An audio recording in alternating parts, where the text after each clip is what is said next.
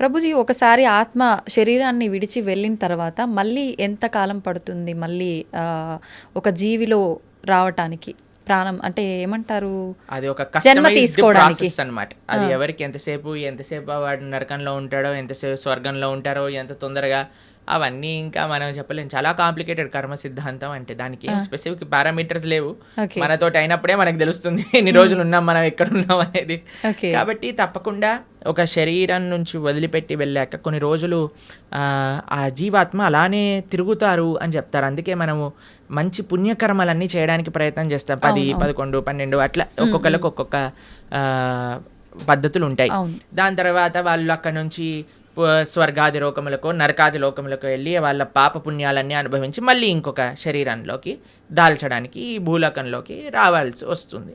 లేదు, ఆయన చాలా భాగవతోత్తముడు, భగవంతుడికి శరణాగతి చేసి భక్తి చేసిన వాళ్ళు, పుణ్యంతో సంబంధం లేదు, పాపంతో సంబంధం లేదు, సాయిగా యత్గత్వా నా నివర్ధంతే తద్ధామ పరమమ్మ, భగవంతుడి యొక్క లోకానికి చేరుకున్నారనుకోండి, ఇంకా మళ్ళీ పుట్టాల్సిన అవసరం లేదు, పుణ్యము లేదు, పాపం లేదు, ఏ గోల లేదు, ఆనందంగా భగవంతుడి యొక్క సేవలో ఉండొచ్చు.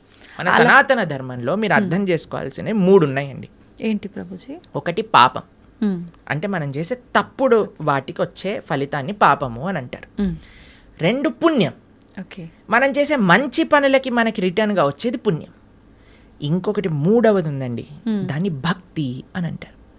భక్తి పుణ్యానికి సంబంధం లేదు, పాపానికి సంబంధం లేదు, ఇది సపరేట్ బ్యాంక్ అకౌంటే. ఎప్పుడైతే మనం ప్రేమతో భగవంతుడిని ఆశ్రయిస్తామో అది పుణ్యం కాదు, అది భక్తి సుకృతి అంటారు, భక్తోన్ముఖ సుకృతి అని అంటారు. ఎవరైతే భక్తి చేస్తారో అటువంటి వాళ్ళు నా స్వర్గానికి వెళ్ళరు, నా నరకానికి వెళ్ళరు, వాళ్ళు వెళ్ళేది భగవంతుడి యొక్క లోకానికి. స్వర్గానికి వెళ్ళినా, నరకానికి వెళ్ళినా, ఇంకా ఏ దేవత యొక్క ప్రపంచానికి వెళ్ళినా సరే, లోకానికి వెళ్ళినా సరే, కృష్ణుడు భగవద్గీతలో చెప్తారు, ఆ బ్రహ్మ భువనాలోక పునరావృత్తినో అర్జున. ఇక్కడ నుంచి బ్రహ్మలోకం అంటే అన్నిటికంటే టాప్ మోస్ట్ లోకం అనమాట. అక్కడ వరకు వెళ్ళిన వాళ్ళు కూడా మళ్ళీ పుట్టాల్సిన అవసరం ఉంటుంది.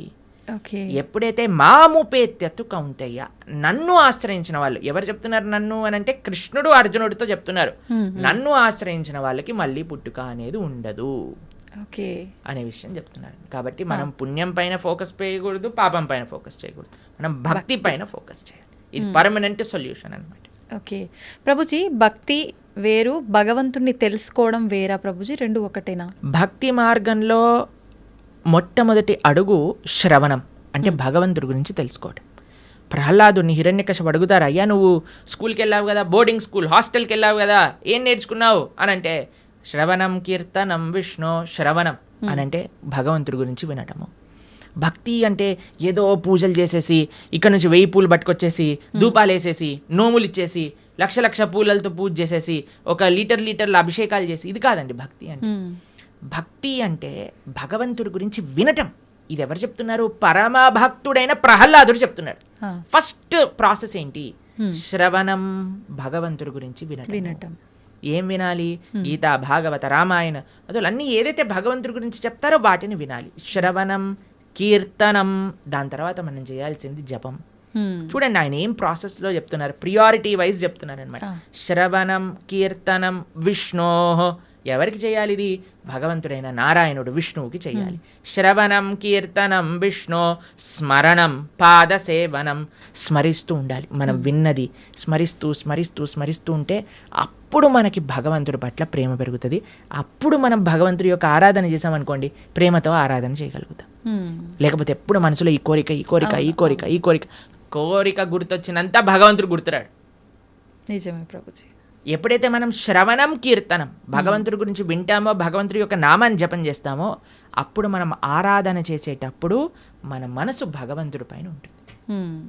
కాబట్టి అందరు కూడా ఫస్ట్ వ్రతాలు, నోములు, పూజలు చేసేయడానికి పరిగెత్తుతూ ఉంటారు. కానీ దాటికంటే ఫస్ట్ ఇనీషియల్ స్టెప్స్ ఏంటి అని అంటే, ఇప్పుడు చూడండి, ఒక ఫస్ట్ ఫ్లోర్కి ఎక్కాలి అని అంటే మనం లాంగ్ జంప్ చేసేసి ఎక్కిస్తామా? ఒకసారి దూకామనుకోండి, ఆయనతో కాళ్ళు చేతులు విరిగిపోతాయి, అంతే. మెల్లమెల్లగా ఎక్కామనుకోండి, కరెక్ట్ పాత్లో మనం వెళ్తూ ఉండొచ్చు అనమాట. అందుకే ఫస్ట్ స్టెప్ ఏంటంటే భగవంతుడి గురించి వినండి, భగవంతుడు గురించి స్మరించండి, భాగవత రామాయణాదులు ఏం చెప్పారో తెలుసుకోండి. అందుకే ఇన్ని గంటలు మనం యూట్యూబ్లలో వీటిలలో చెప్పేది ఎందుకు అని అంటే, జనాలు వినడానికి. వింటే వాళ్ళకి భగవంతుడి గురించి తెలిస్తే, మంచి భక్తి మార్గంలో ముందుకెళ్తే అది జీవుడి యొక్క పరమశ్రేయస్సుకి కారణం అవుతుంది. ఓకే ప్రభుజీ, ఒక మంచి భక్తుడిగా ఉండాలి అంటే ఫస్ట్ చేయాల్సింది మీరు చెప్పినట్టుగా భగవంతుడి గురించి వినడమే అంటారా? కరెక్ట్. శ్రవణం, కీర్తనం. ఫస్ట్ ప్రాసెస్ ఏంటి అంటే శ్రవణం. మనం వినడానికి ప్రయత్నం చేయాలి. ఎవరి నుంచి వినడానికి ప్రయత్నం చేయాలి? ఎవరైతే శాస్త్ర అధ్యయనం చేసిన మంచి భక్తులు ఉన్నారు. ఇప్పుడు చూడండి, మార్కెట్లో ఎవరు పడితే వాళ్ళు చెప్పడానికి రెడీ అయిపోయారు.